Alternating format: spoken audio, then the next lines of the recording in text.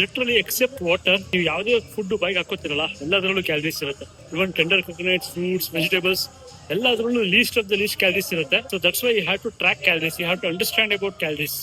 ಬರೀ ಕ್ಯಾಲರೀಸ್ ಒಂದೇ ಅಲ್ಲ, you have to understand what is absorption level. ಅಂದ್ರೆ ಕೆಲವೊಂದು ಫುಡ್ ನಿಮಗೆ ಅಬ್ಸಾರ್ಪ್ಷನ್ ಆಗಕ್ಕೂ ಟೈಮ್ ತಗೊಳುತ್ತೆ. So there is certain score call ಡಿಯಾ ಸ್ಕೋರ್. ನೀವು ಕ್ಯಾಲರೀಸ್ ಬಗ್ಗೆ ತಿಳ್ಕೋಬೇಕು. ಮ್ಯಾಕ್ರೋಸ್ ಅಂದ್ರೆ ಪ್ರೋಟೀನ್, ಕಾರ್ಬ್ಸ್, ಫ್ಯಾಟ್ಸ್ ಎಷ್ಟು ಬೇಕು, ಮತ್ತೆ ಯಾವ ಫುಡ್ ನಿಮ್ಗೆ ಗಟ್ ಹೆಲ್ತಿ ಒಳ್ಳೇದು ಅಂದ್ರೆ based on your diet history. ಅಂದ್ರೆ ನೀವು ಯಾವ ತರ ಮೇಂಟೈನ್ ಮಾಡ್ಕೊಂಡ್ ಬಂದಿರಲ್ಲ, ಫುಡ್ ಕಲ್ಚರ್, ಫುಡ್ ಹ್ಯಾಬಿಟ್ಸ್, ಅದ್ರ ಪ್ರಕಾರ ನೀವು ಫುಡ್ ತಗೋಬೇಕು. ಆಯ್ತಾ?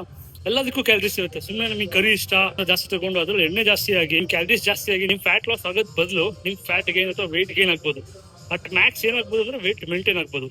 ನೀವು ಯೋಚನೆ ಮಾಡ್ಬೋದು, ನಾನೆಲ್ಲ ಸರಿ ಮಾಡ್ತಾ ಇದ್ದೀನಲ್ಲ, ನನಗೆ ಯಾಕೆ ಫ್ಯಾಟ್ ಲಾಸ್ ಆಗ್ತಿಲ್ಲ ಅಂತ. ಸೊ ಹಿಡನ್ ಕ್ಯಾಲರೀಸ್ ಬರುತ್ತೆ. ಆಯ್ತಾ? ಸೊ ಹೈ ಟೈಮ್ ನಿಮ್ಗೆ ಒಂದ್ ಸ್ವಲ್ಪ ಅಂದಾಜಿರ್ಲಿ ಎಷ್ಟು ತಿಂತಾ ಇದ್ದೀರಾ ಅಂತ. ಏನೂ ಗೊತ್ತಾಗ್ಲಿಲ್ವಾ? ಪೋರ್ಷನ್ ಕಂಟ್ರೋಲ್ ಮಾಡಕ್ ಶುರು ಮಾಡಿ. ಲಾಸ್ಟ್ ವೀಕ್ ಇಂತ ಈ ವೀಕ್ ಸ್ವಲ್ಪ ಒಂದು 20% ಪೋರ್ಷನ್ ರಿಡ್ಯೂಸ್ ಮಾಡಿ ನೋಡಿ ಹೆಂಗೆ ನಿಮ್ದು ಫ್ಯಾಟ್ ಲಾಸ್ ಹೋಗುತ್ತೆ, ಹೆಂಗೆ ನಿಮ್ದು ಎನರ್ಜಿ ಲೆವೆಲ್ ಡ್ರಾಪ್ ಆಗುತ್ತೆ, ಅಪಿಟೇಟ್ ಹೇಗಿದೆ ನೋಡ್ಕೊಂಡು ಪ್ಲಾನ್ ಮಾಡಿ. ಆಯ್ತಾ? ಸುಮ್ಮನೆ ಸಿಕ್ಕಿದ್ದೆಲ್ಲ ಬಾಯ್ ಹಾಕೋಬೇಡಿ. ಏನೇ ಬಾಯ್ ಹಾಕೊಂಡ್ರು ಕ್ಯಾಲರೀಸ್ ಇರುತ್ತೆ, ಟ್ರ್ಯಾಕ್ ಮಾಡಿ.